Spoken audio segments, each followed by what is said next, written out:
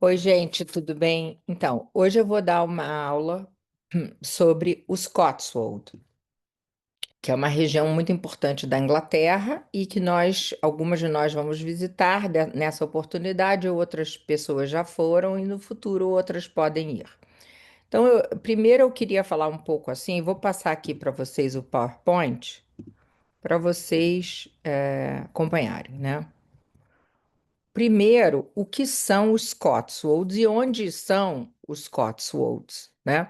São essas colinas suaves aqui, ó. Então, pensem, aqui está Londres, aqui pouquinho para fora está o aeroporto de Heathrow, aqui está Gales, aqui está o sul dos Estados Unidos, aqui mais ou menos está Oxford, é essa região aqui, tá? Não é uma região fixa, porque na verdade ela cobre os condados de Gloucestershire, Oxfordshire, partes de Warwickshire, que é para aqui para cima a região de Shakespeare. Então são seis condados diferentes. Por isso que é difícil até planejar uma viagem, porque é como se ficasse como se ficasse em vários estados, né? Até o guia para essa região tem que ser específico. Então, olha aqui novamente, ó, no sul dos Cotswolds fica a cidade de Bath, mas estrito senso ela é fora dos Cotswolds.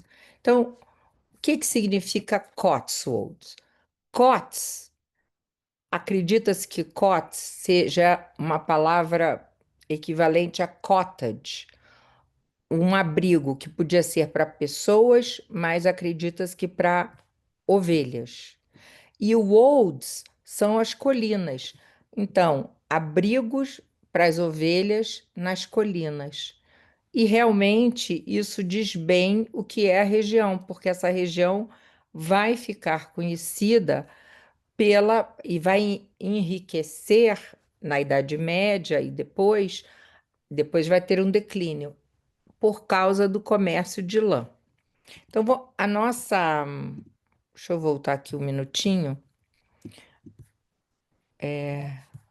Queria mostrar aqui a aula, mas não tá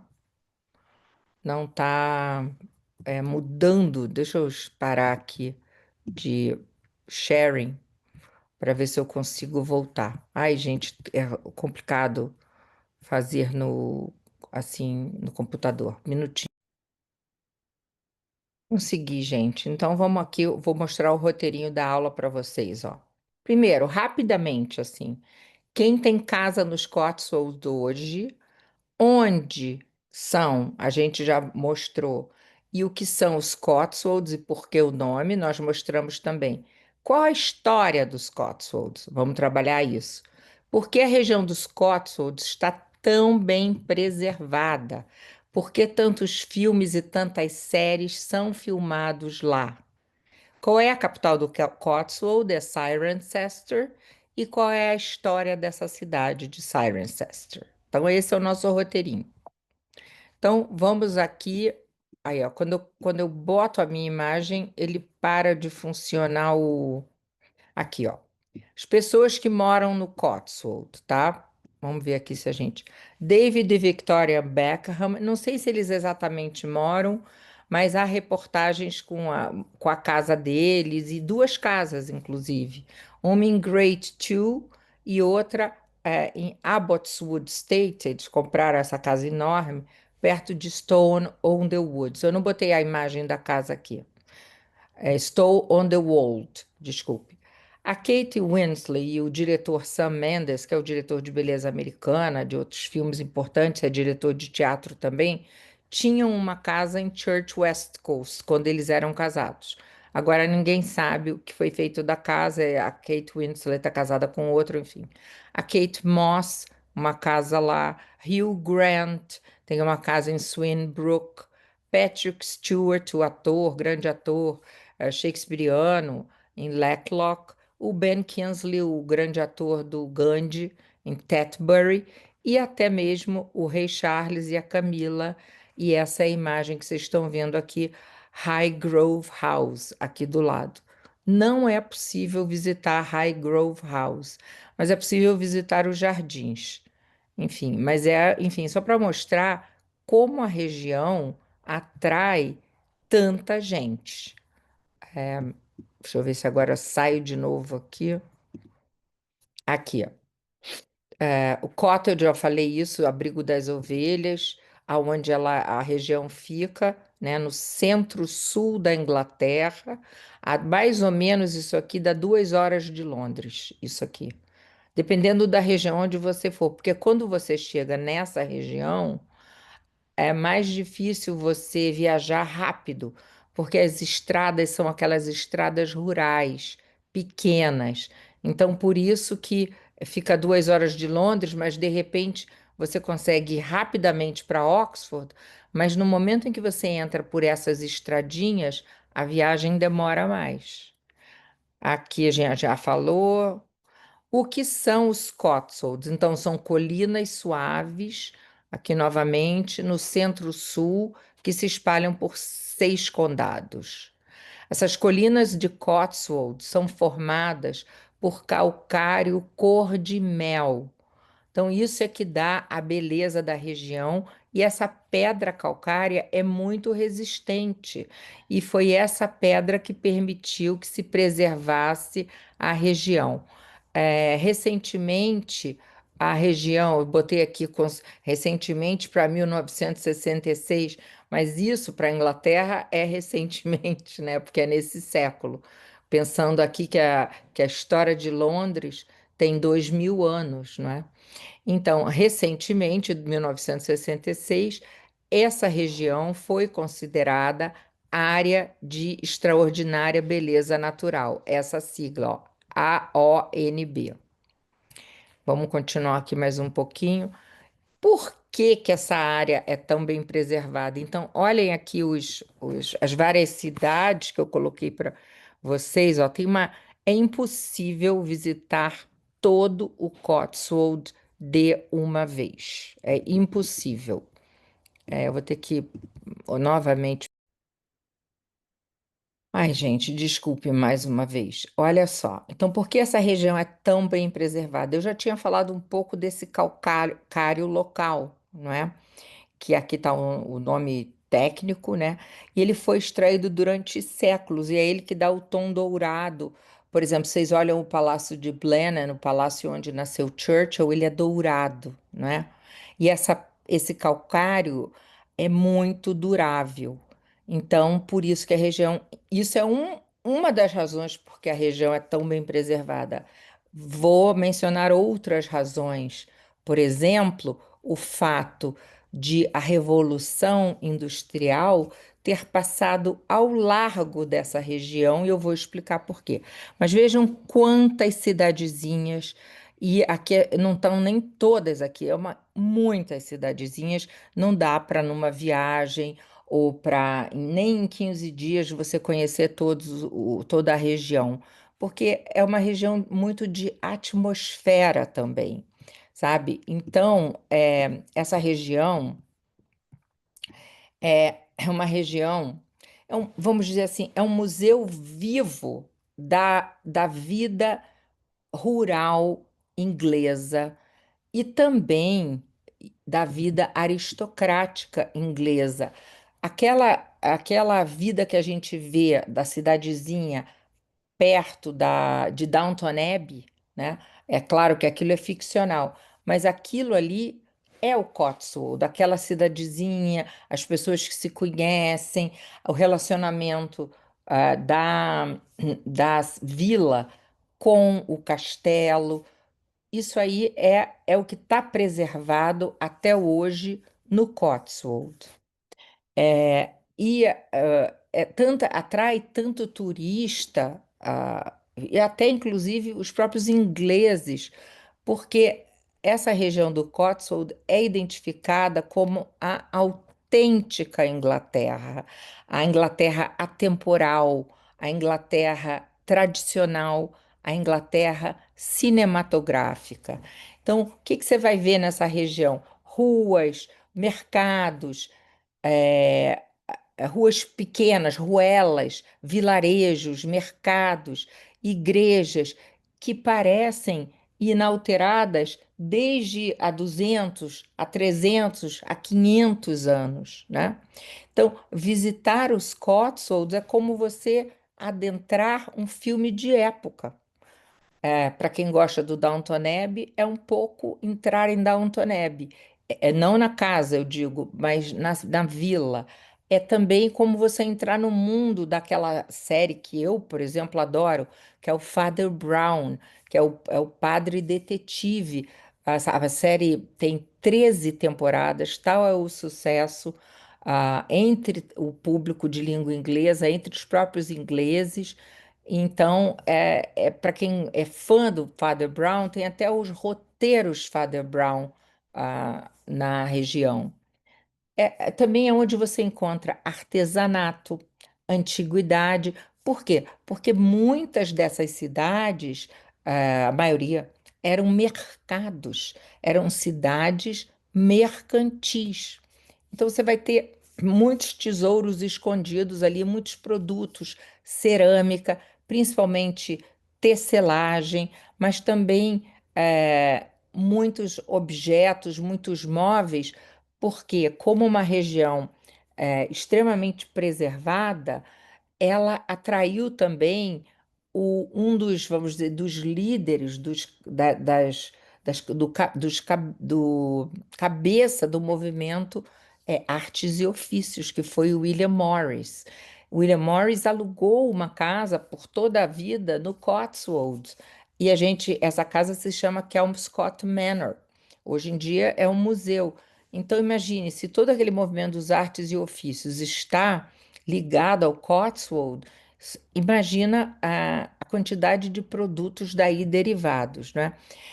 Quem visita os Cotswolds ainda pode descobrir mercados semanais, tanto de produtores de produtos alimentícios e rurais, ó, produtos como mel, ou cidra, ou queijo, enfim, ah, como também esses produtos relacionados à lã e ao artesanato, né? Também você vai encontrar uma série de casas de chá, de pubs, enfim. E, por atrair tantos turistas, uma série de restaurantes com estrelas Michelin se instalou também ali nessa grande região dos Cotswolds, né?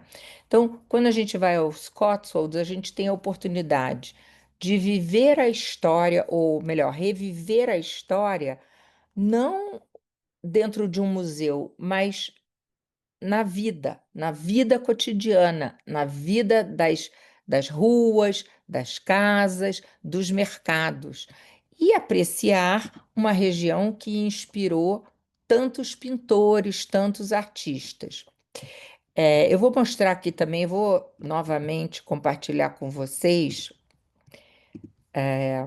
meu PowerPoint. Ai, sempre que eu compartilho, ele sai do lugar. Vamos ver se agora ele vai direitinho, né? Então, a, a história, eu não sei o que que eu botei aqui, mas é, não tá certo isso aqui. Daqui a pouco eu mostro para vocês, ó. O que que é o Cotswold, e agora sem o S, sheep, né? A ovelha do Cotswold. É porque é uma ovelha diferente. A carinha da ovelha não tem pelo, não tem muito pelo. Por outro lado, o corpo tem muito pelo.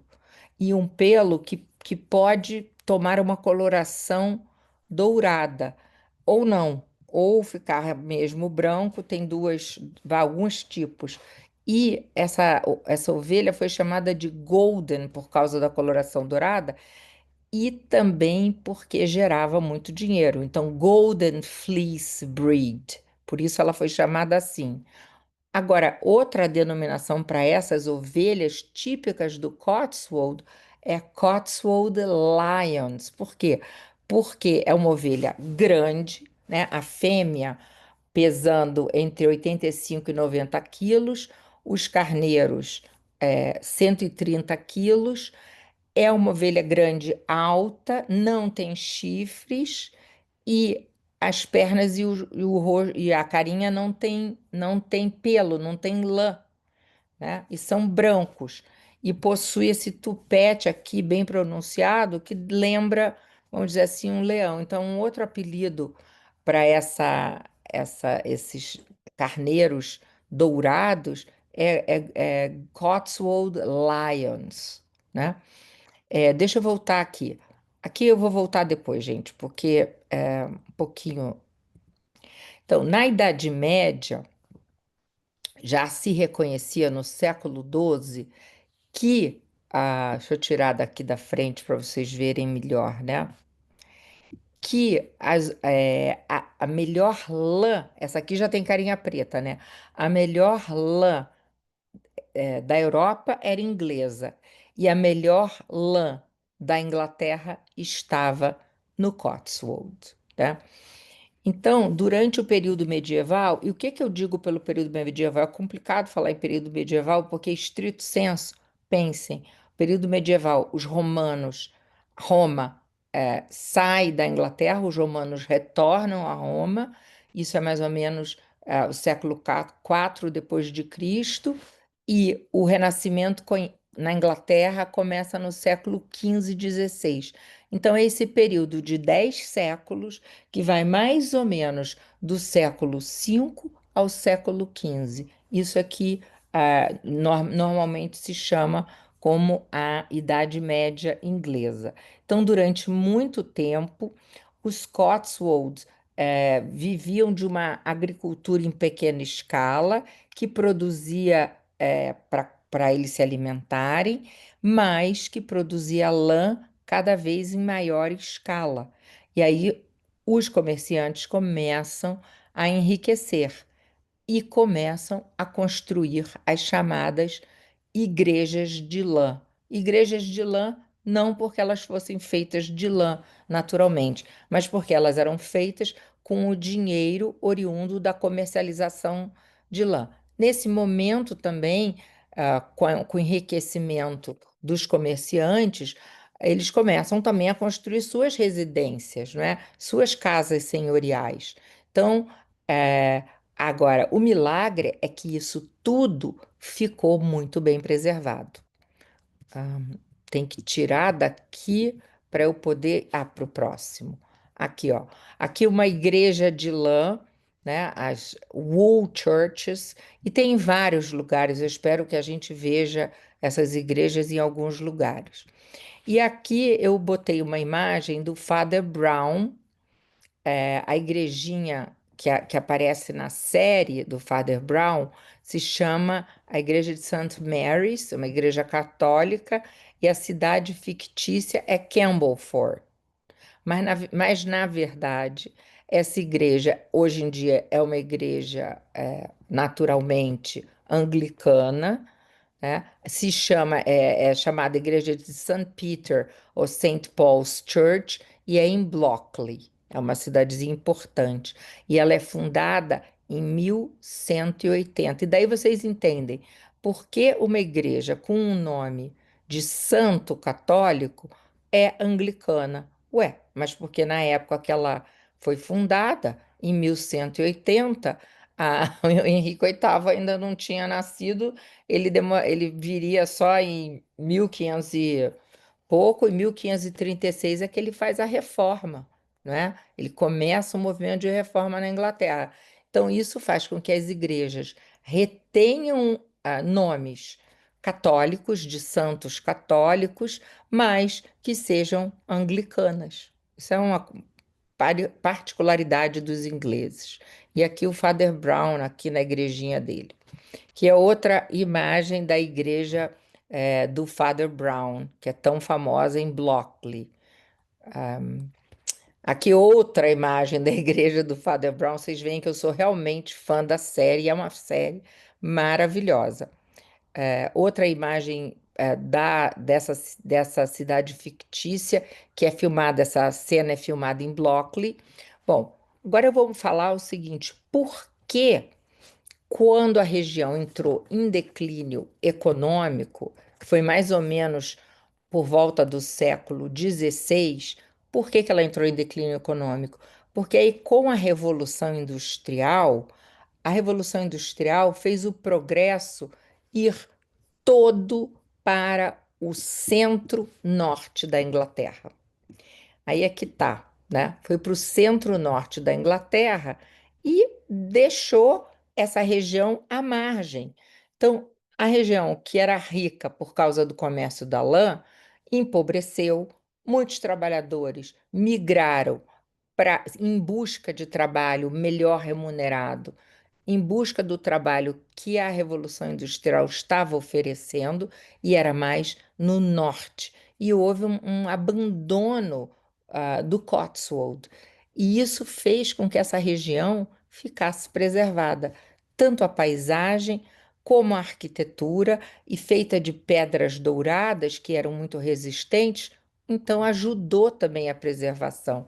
Então vejam o paradoxo: o declínio econômico a partir do século XVI e o fato da Revolução Industrial ter passado ao largo do Cotswold é que faz com que, paradoxalmente, a região fique preservada. Então, eu vou recuperar um pouco aqui sobre a Revolução Industrial. A gente sabe que a Revolução Industrial teve duas fases. Então, ela começa. Eu vou dar datas genéricas, né? Ela começa em mais ou menos 1760, é a primeira fase, depois ela tem uma segunda fase e ela vai até a época vitoriana, 1840, 1850. E a Revolução Industrial, ela transforma a Inglaterra, transforma a paisagem inglesa, dessas paisagens que a gente estava vendo ali, uma paisagem rural, com os carneirinhos, parará, para uma Inglaterra com fábricas, com minas de carvão, com canais, com ferrovias. E, mas por que que os Cotswolds não sofrem? Por que essa região não, a Revolução Industrial não chega aí nos Cotswolds? Porque não tinha carvão, não tinha ferro e nem tinha rios suficientemente navegáveis. Tem muitos rios na região, mas não suficientemente navegáveis para transportar os produtos. Então, não era uma região adequada para a Revolução Industrial. Então, a industrialização em larga escala nunca realmente chega aos Cotswolds. O coração da Revolução Industrial é o centro-norte da Inglaterra, é para cima de Londres, indo para o norte. São cidades como Birmingham, a cidade dos Beatles, Liverpool, a cidade de Manchester. Então, essas são as cidades relacionadas com a Revolução Industrial. Por quê? Porque nessa região de Liverpool, Manchester, Birmingham, etc., havia depósito de carvão, havia minério de ferro, quer dizer, a matéria-prima, o combustível para a Revolução Industrial. E os rios e os canais eram mais largos e mais adequados ao transporte mais barato de mercadoria. Então, vários camponeses deixam a agricultura e migram para esse norte da Inglaterra, e eu queria compartilhar aqui com vocês um filme de época que trata disso. É esse filme aqui, é uma série de poucos capítulos da Elizabeth Gaskell, é a autora, né? Ela faz esse romance sobre a industrialização. Ela mostra nesse romance que se chama justamente Norte e Sul, né? O norte da industrialização e o sul, ainda o sul aristocrático. O norte industrial e operário, e o sul aristocrático. É maravilhoso esse romance, eu recomendo. Aqui tem outras imagens, você vê, ó, olha uma cidade industrial aqui, como ela é cinza, né? Como ela não tem o verde que a gente estava aí, os campos dos Cotswolds. Muito bacana esse romance. e está na BTV, deve ter, enfim. Então, a Revolução Industrial indo para o norte da Inglaterra, há, como eu escrevi aí, um êxodo populacional dos Cotswolds. Os trabalhadores vão migrar atrás de trabalho. Eles vão para as cidades industriais, além do que eu falei, Liverpool, Birmingham, Manchester, também Coventry, Bristol. E isso vai contribuir para o declínio econômico dos Cotswolds e, paradoxalmente, isso ajuda a preservar a região, né? Porque você vai ter menos construção moderna, você não vai destruir o que estava feito. Então, a região se preserva com aquela paisagem rural, agrícola, né? É, com criação de ovelhas, com pequenas propriedades. Então, não vai haver. Então, olha a maravilha para o cinema. Se essa região se preserva assim, como no século XVI, né? Quando você vai fazer um filme de época, é ótimo ir para os Cotswold, né? Agora, é só no século XX, com a indústria do turismo, né, é que os Cotswolds passa a ser novamente revitalizado em termos financeiros. Hoje em dia é muito caro ter uma casa lá. Todo mundo quer ter, porque é muito preservado tudo, não é? Não pode construir, não tem prédio, enfim. Além de preservarem a beleza natural, como eu falei, que eles ganharam aquele título de Outstanding Natural Beauty. Area é AONB, Area of Outstanding Natural Beauty, área de beleza natural extraordinária. Então, esse título ajuda a proteger enfim, das intervenções urbanísticas, de se construir novos prédios, etc. Então, ficou tudo preservado. Realmente é um museu vivo. Ah, outra coisa interessante de se comentar é o seguinte, que as ferrovias, que foram importantíssimas para a Revolução Industrial, elas chegam nos Cotswolds, mas não chegam em todas as cidades. Porque, pelo fato da região ser. Primeiro, não tinha minério ali, então ninguém estava querendo colocar indústria por ali. E outra coisa, as colinas, né? Muitas colinas.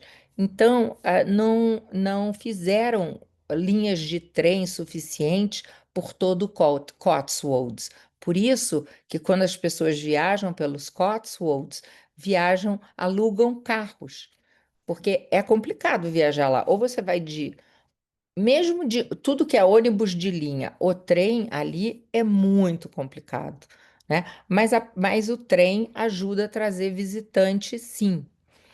Só que a ferrovia nessa região é muito limitada. Não é como você pegar um trem em Londres e, por exemplo, você consegue ir direto Londres-Bath, mas você não consegue ir direto Londres e essas vilas do interior dos Cotswolds. Não consegue. Muitas vilas não têm trem. Então, eu queria mostrar, deixa eu ver se eu pego aqui de novo meu PowerPoint. Eu queria mostrar. Ah, não, acho que eu não devia mostrar isso aqui, eu devia mostrar depois. Porque essa cidade de Cirencester, que é uma cidade romana, ela é um hub, ela é ótima para as pessoas. É conhecida como a capital dos Cotswolds. Por quê? Porque ela é meio que central e de fácil acesso para você ir a várias outras cidades, como eu coloquei aí no slide, né? E eu gostaria de falar um pouco de Cirencester, que é essa capital. Ah, pena que eu não botei o mapa ali com Cirencester, onde ela fica nos Cotswolds, mas ela é mais ou menos central. Ela é mais ou menos no meio dos Cotswolds, fica mais ou menos 1h20 ou 30 da cidade de Bath. Vocês veem que eu nem botei Bath aqui, não está nem aqui Bath, porque Bath, estrito senso, é fora da região. A, a cidade de Shakespeare, que fica ao norte, e Stratford, é dentro dos Cotswolds, mas fica nas fronteiras. Então, também, o cerne dos Cotswolds são essas cidades que eu estou mostrando e outras que vou mostrar depois. Então, eu vou falar um pouco dessa capital, né? Que a gente tem que ir em Cirencester, porque é uma cidade fácil de você encontrar várias outras cidades. Então, vejam o que que é interessante. Primeiro, o nome Cirencester. É uma cidade romana. A origem da cidade é romana. Ela se chamava antes Corinium Dobunnorum. Por que Dobunnorum? Dubone era uma tribo e outros povos se chamavam Cornovi, palavra celta corin para corn, milho. Então, corinium dos povos Cornovi e Dubunorum dos povos Dubone. Mas essa aí foi romanizado, duas palavras relacionadas a esses povos e tribos, e Corinum Dubonorum era o nome romano para a capital ah, de Cirencester. Gente, era tão importante essa cidade na época dos romanos que era a segunda cidade mais importante. Londres, Londinium primeiro e depois Cirencester. Hoje, quantos habitantes tem em Cirencester? 20.000. Quantos habitantes tinha na época dos romanos? 20.000 é o que se estima. Quer dizer, houve épocas em que a cidade ficou menor do que nas origens e agora voltou a ter os 20.000 que tinha. Agora, durante o dia é cheio de turista. À noite sai todo mundo, porque não pode construir o hotel, enfim, é tudo muito limitado, né? Então, a origem de Cirencester. Então, já falei isso. Do século I, origens romanas dessas duas tribos. Era a maior cidade romana depois de Londres. Ah, não, desculpe, gente, eu errei. Na época tinha 10.000 habitantes no século II. Hoje em dia tem 20.000 habitantes. Mas no auge do comércio de lã, a cidade tinha 20.000 habitantes, acho que era no século XV ou XVI. Ela tinha 20.000 habitantes. Depois encolhe e depois, agora, no século XX, cresce de novo. Na época dos romanos, quando os romanos estavam ocupando a Inglaterra, a cidade era o centro militar, político e administrativo e econômico, né? A cidade ficava justamente, aquele outro mapa que eu mostrei, no entroncamento de várias estradas, de várias vias. A mais importante era a estrada Fossway, que era a estrada romana mais larga, mas havia outras estradas que se encontravam ali. E a cidade é muito famosa pelos mosaicos romanos, que ficaram alguns preservados.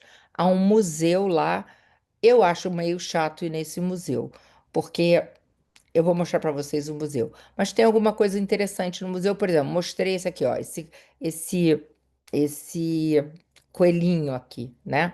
Esse coelhinho é famoso e vai ter esculturas na cidade fazendo referência a esse coelhinho romano desse mosaico. Então aqui está o museu, ó, Corínio Museu. Vocês estão vendo que os artefatos são muito primitivos.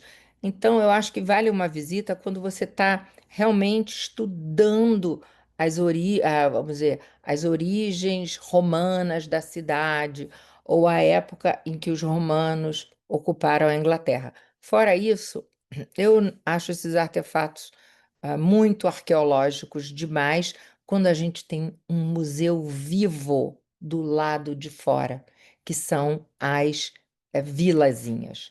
Aqui, ó, o mosaico de coelho do Museu Coríneo, tá? Bom, então eu acho que é melhor a gente. Ah, esqueci de mostrar o resto do mosaico. Vou ter que ligar de novo aqui para mostrar. Olha aqui, ó, o famoso mosaico que está no museu. Ui, aqui, ó, tá aqui. Tá? Então, esse aqui é um museu, é muito bem feito, é um museu muito bem feito, mas eu acho que só se você ficasse lá um mês, na região para aproveitar. E aqui, olha. você vai ter. Vejam bem que coisa interessante. Essa cidade é muito antiga, não é? Então você tem objetos do período depois dos romanos, que é o período anglo-saxão. Então os romanos é antes dos anglo-saxões. Os anglo-saxões, como a gente estudou, é a partir de 600, né? Então esses objetos no ano 600 depois de Cristo. Depois o período medieval, que como eu falei, são 10 séculos e do século V ao século XV, e o período Tudor, que é o período da rainha Elizabeth, do Henrique VIII, que é o século XVI e XVII. Tudo isso tem na cidade, objeto de todas essas épocas. Agora, olhem que interessante isso aqui, aquele negócio da população que eu estava falando de cabeça. Agora, eu fiz aqui um apanhado, né? Então, a evolução da cidade de Cirencester. No período romano, é 10 a 20 mil habitantes. A segunda maior cidade da Inglaterra, atrás apenas de Londinium, atrás apenas de Londres. No meio da Idade Média, né, no ano de 1086, 56 adultos, mais as crianças, né? Mas olha só 56 adultos. 200 e poucos anos, 300 anos depois, 574 adultos, o que dava mais ou menos 2.500 pessoas no auge do comércio medieval. No primeiro censo, 4 mil habitantes. No segundo censo, 8 mil habitantes.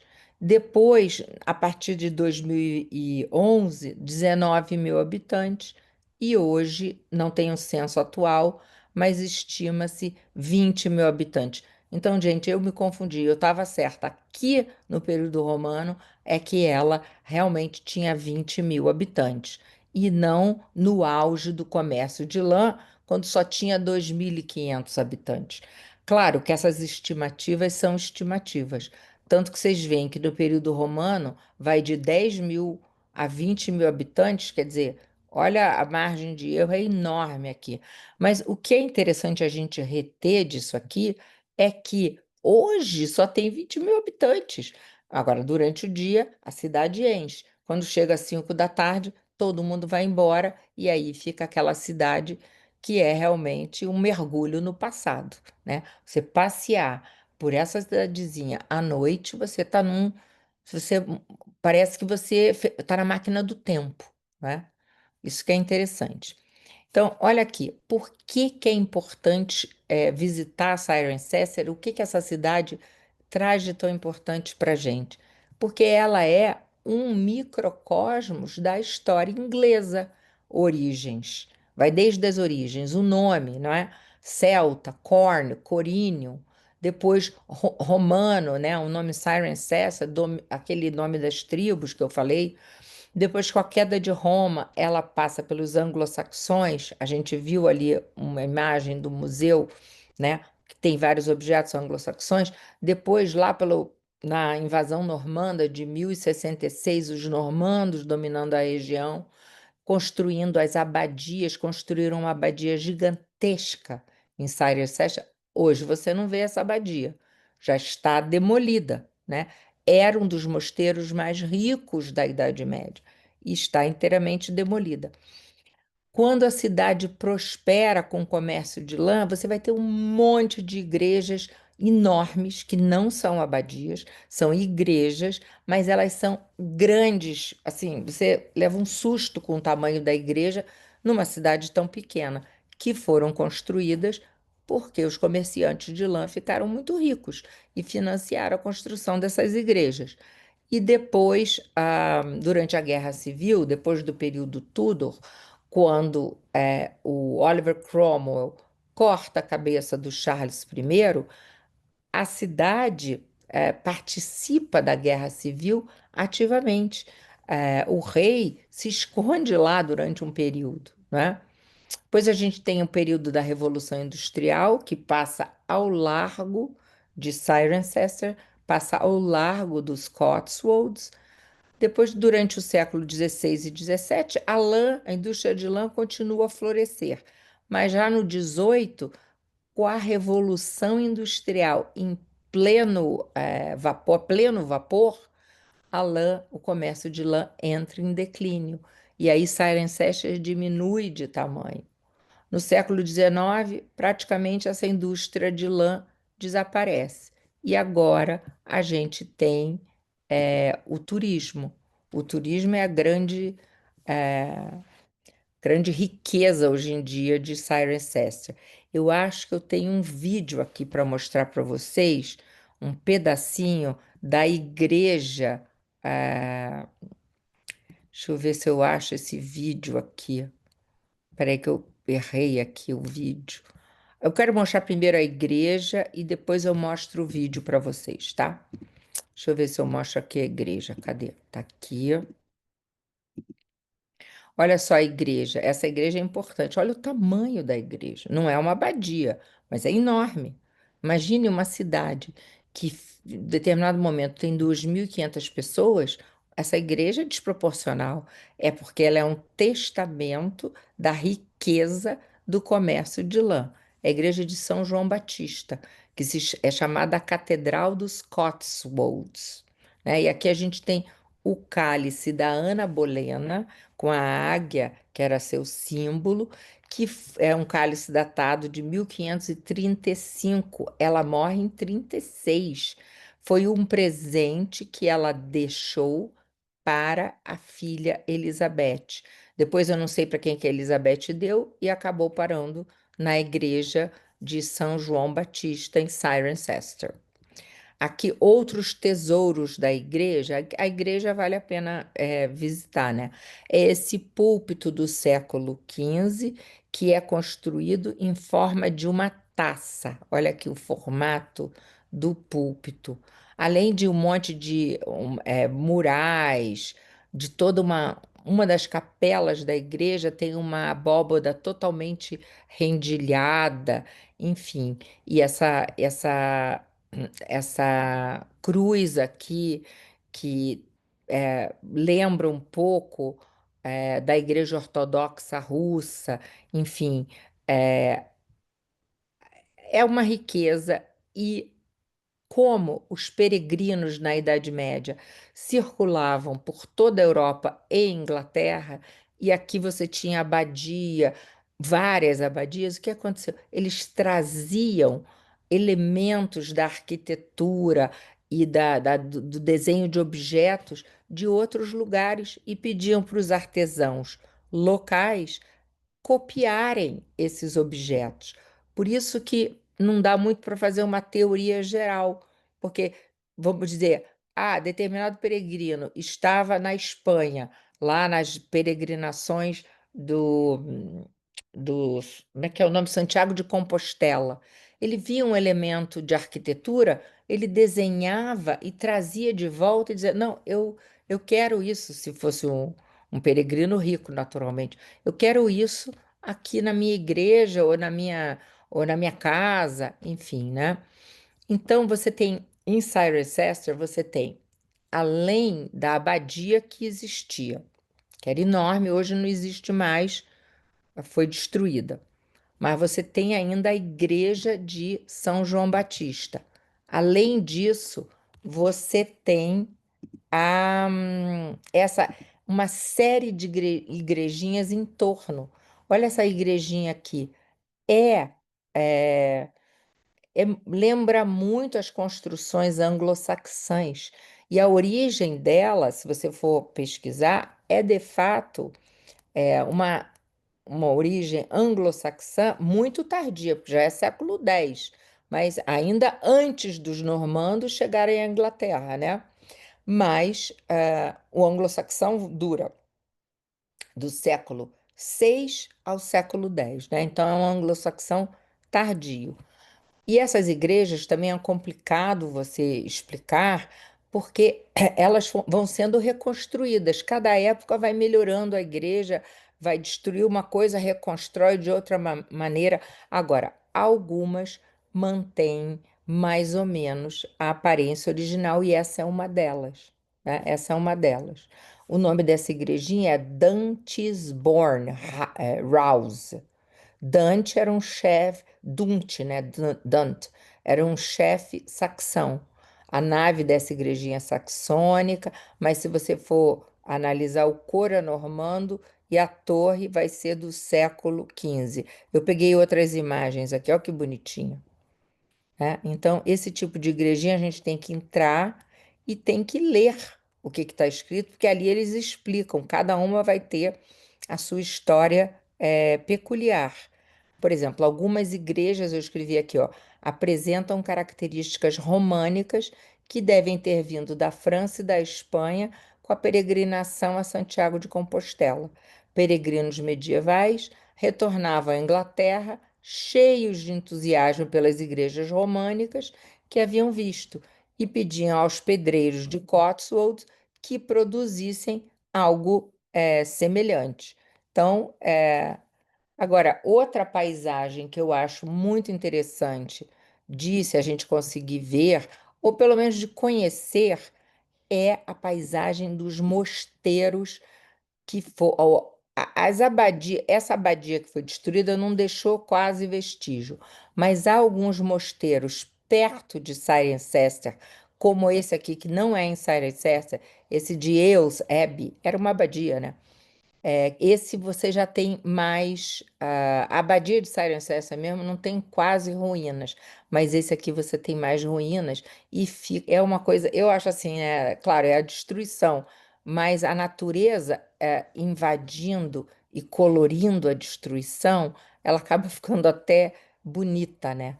Então, para lembrar só. eh, no período Tudor, quando Henrique VIII se casa com a Ana Bolena, ele faz a mudança da igreja católica, ele rompe com Roma e abraça o protestantismo, muito a contragosto, mas ele abraça. Aí ele começa a ver as vantagens em abraçar uma religião que não esteja subordinada a Roma. As vantagens financeiras, além dele poder casar e descasar, que agora não tem o Papa para mandar nele, né? Então, o Henrique VIII destrói, por ordem do governo, a abadia de Cirencester e toda a riqueza que aquela abadia guardava se perde, mas essa outra aqui é uma outra abadia que também é destruída, mas ficaram os ainda vestígios, né? E depois dessa revolução, que é uma revolução social, uma revolução na paisagem, uma revolução na mentalidade, essa revolução do Henrique VIII, né? A cidade continua como com um comércio agrícola, né? As feiras locais, mas quando acaba o ciclo da lã e todos os esforços se voltam para a indústria nascente, para a Revolução Industrial, a cidade fica um pouquinho abandonada de fato. Olha que outra imagem ótima. A Abadia de Ailes foi um dos santuários mais famosos da Inglaterra medieval. Em 1270, a abadia foi presenteada como uma relíquia, foi presenteada com a relíquia de um frasco com o sangue de Cristo. Então, isso é que faz a abadia ficar mais famosa ainda. E um pouquinho, já na época do Henrique VIII, 1530, ó, a relíquia foi denunciada como falsa. E a abadia, Henrique VIII já estava querendo acabar com as abadias mesmo, né? E aí essa abadia já é fechada. Primeiro ela é fechada e depois saqueada. Depois, quando os Henrique VIII decreta o fechamento das abadias e a destruição dos monastérios, aí que acaba com todas mesmo. Mas enfim, eu também tinha falado que Cirencester participou da Guerra Civil, né? E que é uma coisa interessante aí da cidade, porque enquanto, vamos dizer, os aristocratas que moravam na região eram royalists, né? Eram do partido do rei, queriam preservar o Charles I, os habitantes da cidade eram, apoiavam o Cromwell e o parlamentarismo. Então a cidade estava dividida, né? E então também por aí a cidade é testemunha de um da história, né? Agora eu queria mostrar o vídeo. Deixa eu ver se eu consigo compartilhar. Ai, gente, tomara que eu consiga compartilhar esse vídeo da cidade com vocês. Tá aqui, ó. Vamos ver se vai.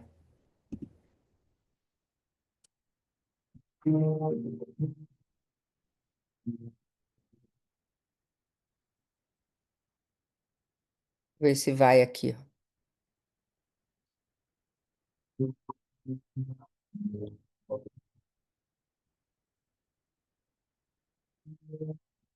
Eu acho que não tá indo, né?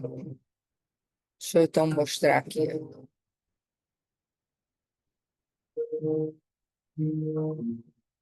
Só para mostrar um pouquinho da cidade, tá?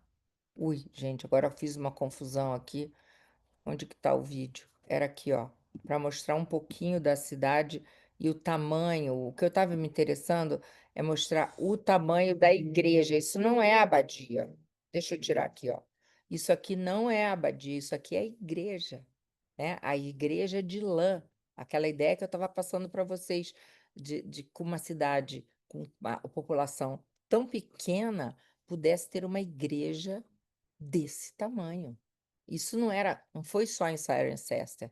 Você vai pela região dos Cotswolds, você encontra vários casos dessas chamadas igrejas de lã, ou mesmo a chamada de Catedral da Lã, porque tal, não que fosse catedral estrito senso, mas tal era a tamanho dessas igrejas. Bom, deixa eu ver, eu acho que eu só quero ter uma imagem mais, quero mostrar mais 3 imagens para vocês e aí a gente encerra por hoje. Deixa eu mostrar aqui. Essa imagem aqui é o Cromwell e o Charles I, né?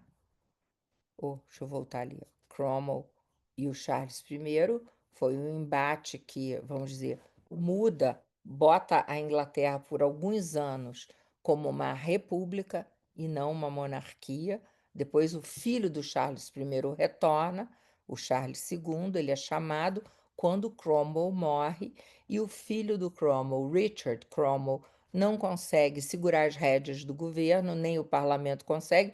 O próprio parlamento manda chamar de volta, que está no exílio, o Charles II, filho do Charles I, e é esse período que é chamado a restauração da monarquia.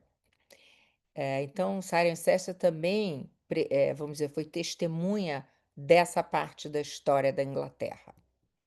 Aqui, a Revolução Industrial, eu já comentei, né, que a cidade não se industrializa, nem o Cotswolds em geral se industrializa e nem Cirencester em particular, porque não tinha carvão, não tinha rio para navegação, etc.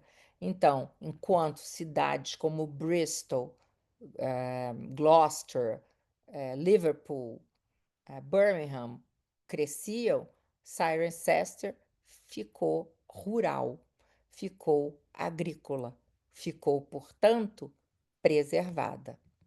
E aqui hoje em dia, né, é a maior cidade dos Cotswolds, tem 20 mil habitantes, como tinha na época romana, né? É um centro histórico que mantém ruas de pedra, casas da era georgiana dos reis Jorges, né? Mercados tradicionais, e é um ponto de partida para explorar os vilarejos menores em torno.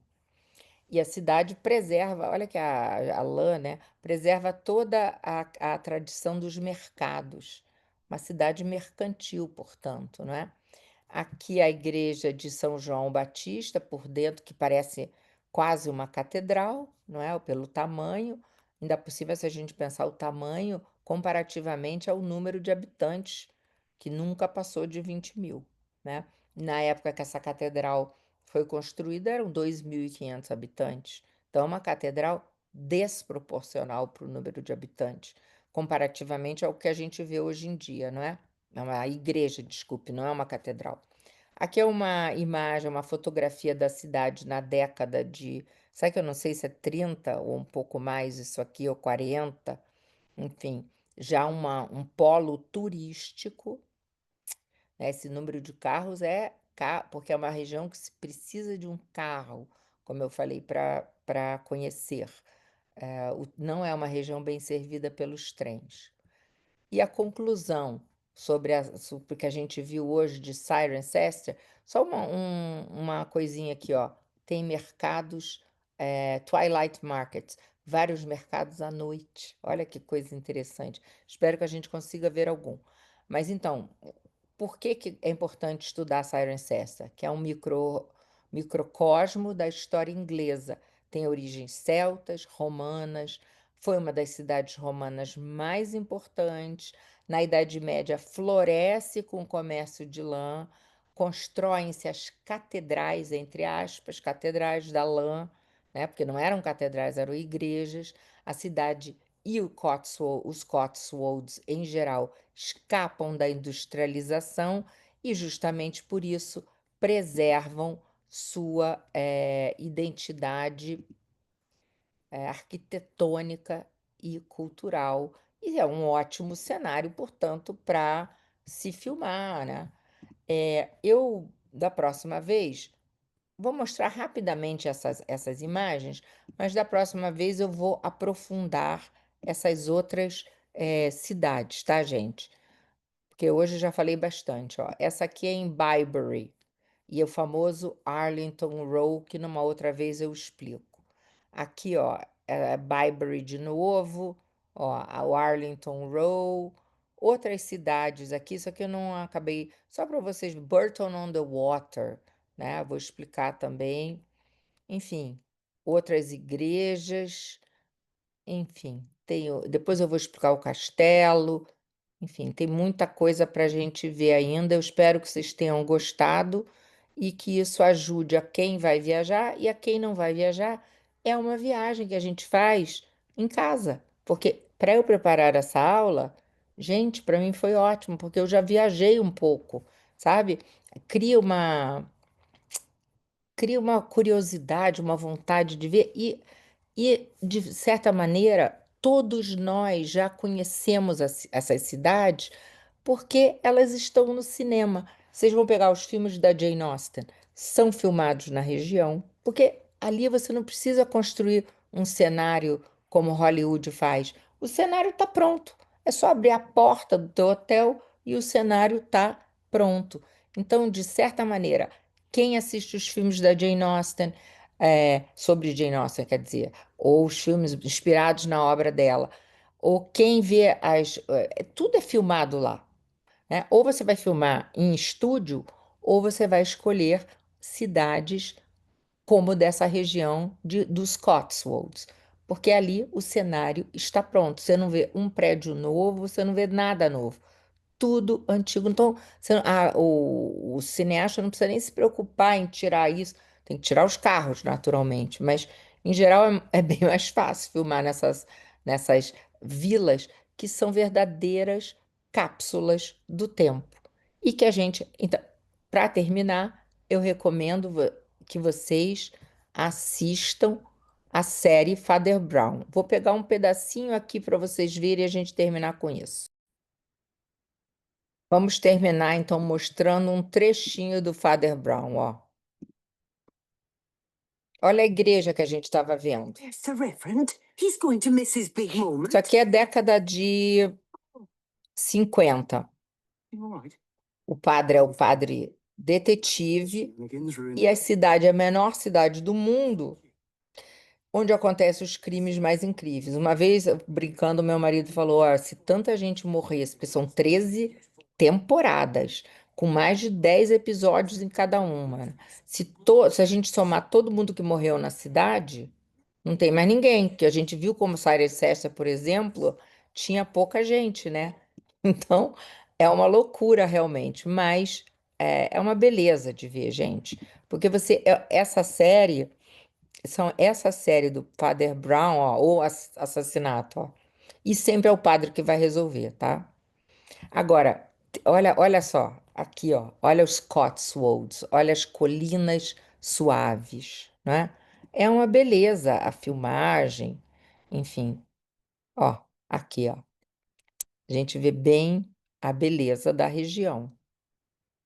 Deixa eu ver se tem mais alguma. E além do que eu adoro esse ator, né?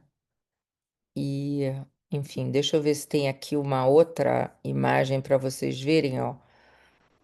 Aqui, ó, aqui dizendo que a 13ª temporada tá. Exciting news for Father Brown Olha lá, fans. todo mundo é fã desse Father Brown na Inglaterra. Tá aqui confirmada a BBC dizendo que confirmou a 13ª série. Já tô querendo ver, para falar a verdade. Então tá, gente. Obrigada. Desculpe, os erros de corta para cá, corta para lá, mas então até a próxima, tá?